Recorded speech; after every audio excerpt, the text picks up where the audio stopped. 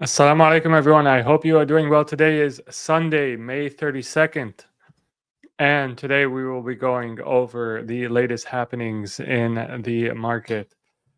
I hope you're doing well. I'm going to go over in this live the investment that turned out to be the worst investment that anyone could make in recent history.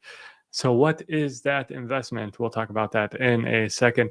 Do leave a like if you enjoyed these lives. And without further ado, let's get started.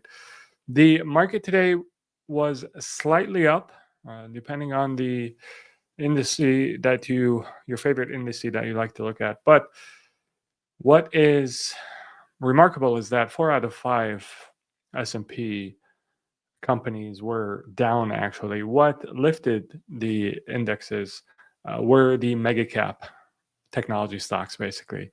Microsoft, Nvidia, Amazon, Tesla, Google, Meta. They were all slightly up, with Tesla being the biggest gainer, and that really lifted the indices. So don't be deceived by appearance. Most stocks were down except mega cap tech stocks and some Bitcoin plays and derivatives. What happened today? Well, the big, beautiful bill from the US administration passed the House. It's on its way to the Senate.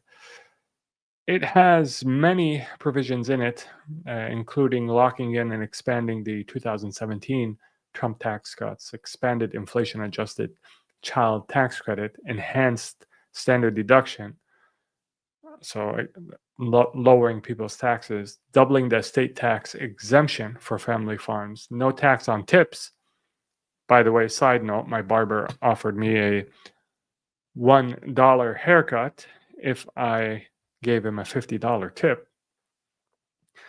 No tax on tips, overtime, or auto loan interest, tax relief for seniors. So a lot of tax cuts. However, critics of this bill argue that it's going to increase the deficit. It's going to increase the deficit, and this is something that we can't afford. The deficit's out of control. The indebtedness of the country is out of control. If you look at the deficit and its evolution over time, the trend is not a positive one. So, in fact, it peaked obviously in the aftermath of COVID, the deficit did. But now we're running a close to $2 trillion deficit. And that is on a backdrop of $36 trillion of debt and $1 trillion almost in interest payments that the government owes. So if this was a company, the Altman Z score, the risk of going bankrupt would actually be pointing towards alarm.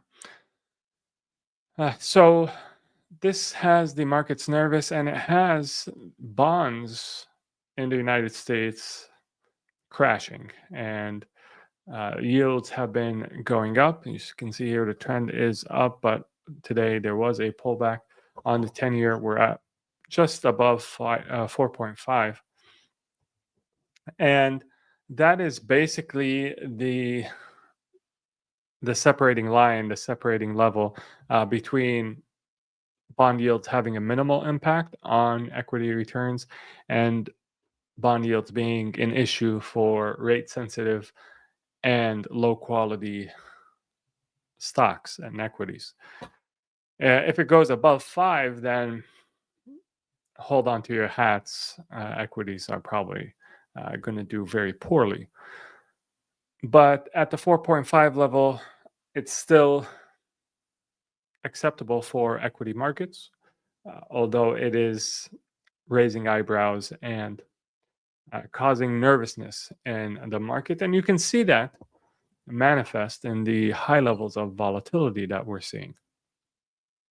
And by the way, the markets in the United States are no exception. Globally, the long end of the bond market is really suffering. So 30-year government bond yields are rising globally, which means that bond prices are falling. People aren't interested in fiat anymore.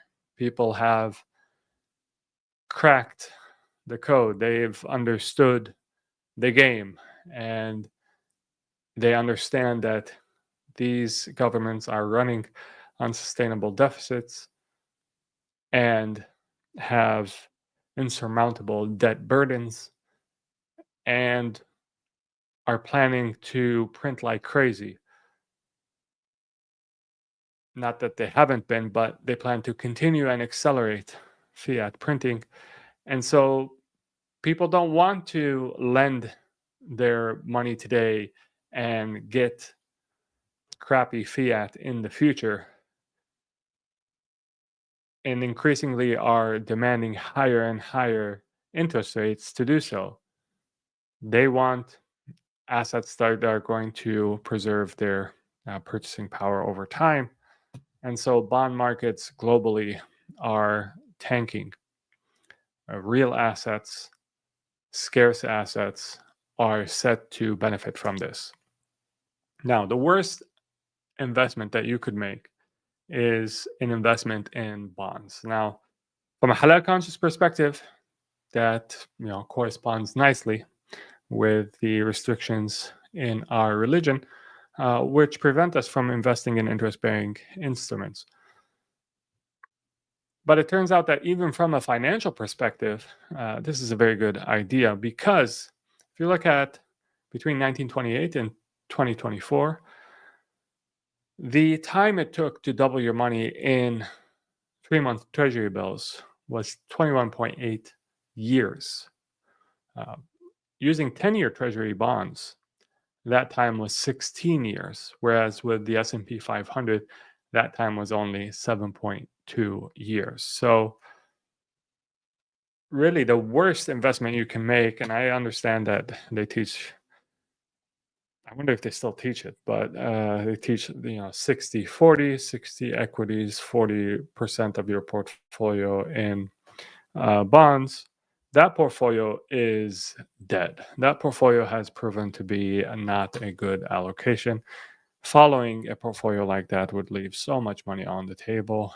It is upsetting to even think about. That leads us to alternatives to bonds. If you don't want to put everything in equities, what can you put your money into? And I have a hunch that institutional investors are now catching on to Bitcoin, what retail investors knew for a long time. And the reason for my hunch is that Bitcoin's rally looks very much institutional and not retail driven.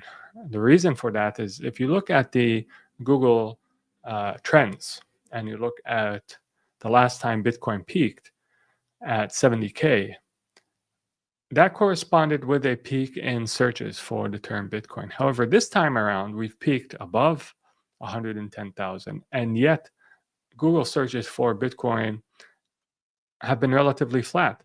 So that tells me that there's some deep pockets that are causing this latest move in the price of Bitcoin. Institutional investors, sovereigns, corporates, sophisticated money is now getting the appeal of Bitcoin, especially in light of the bottom falling out of the bond market in many parts of the world, certainly the major economies of the world.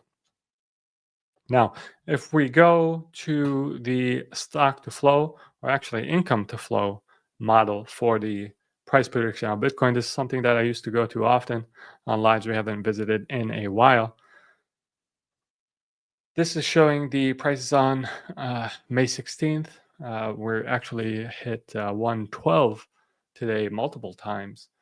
But based on this model, it's actually showing the lower band for the price of Bitcoin should be around 170K, with the projected price being north of 300,000. Now, there has been, if you look at the white line, which is the model's projection, versus the green line, there has been a lot of variation over the years, but they have tended to correlate to a large degree. And the white line does give you somewhat of a ballpark of where Bitcoin's price should be. And so this tells me, in addition to the MVRVZ score, which is, I think, more important, this tells me that there is more to go here in this Bitcoin rally.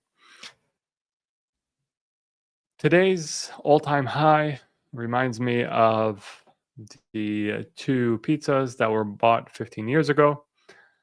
A user posted on internet forum offering 10,000 Bitcoin in exchange for two pizzas.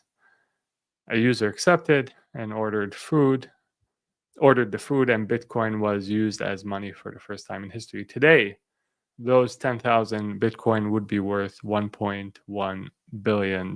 So that just goes to illustrate the power of hodling the right asset over time. If you have patience, you have the right asset, that's really all you need. You don't really need many ideas, you just need one good idea and patience.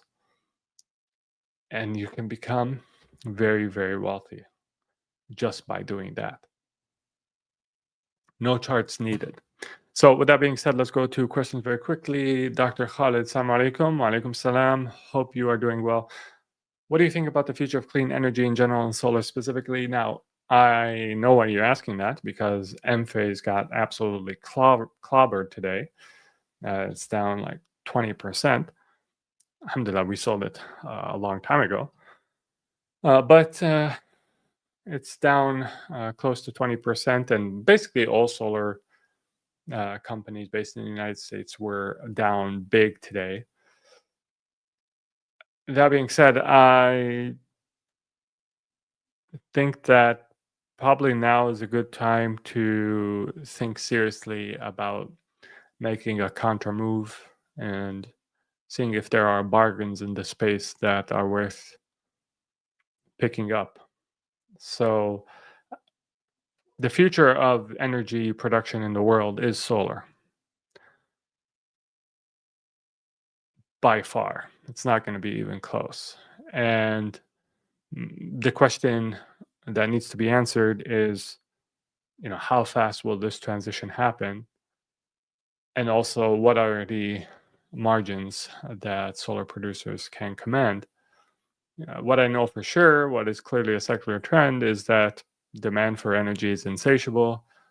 Demand for compute and, by extension, energy is insatiable. And there will be insatiable demand for things like robotics, which will need more and more energy. And so energy is a good place to have your certain plays in energy, not, anything in energy, but generally speaking, the energy sector is a good place, I think, to have your money. You just have to make sure that you're picking the right clean energy, quote unquote, clean energy. If we're talking about solar, is a great place to have your money, but you have to be in the right companies, and those companies have to be able to, and by right companies specifically, I'm referring to companies that are able to command a margin for their products, a healthy margin for their products. You don't want to be in the commodities business.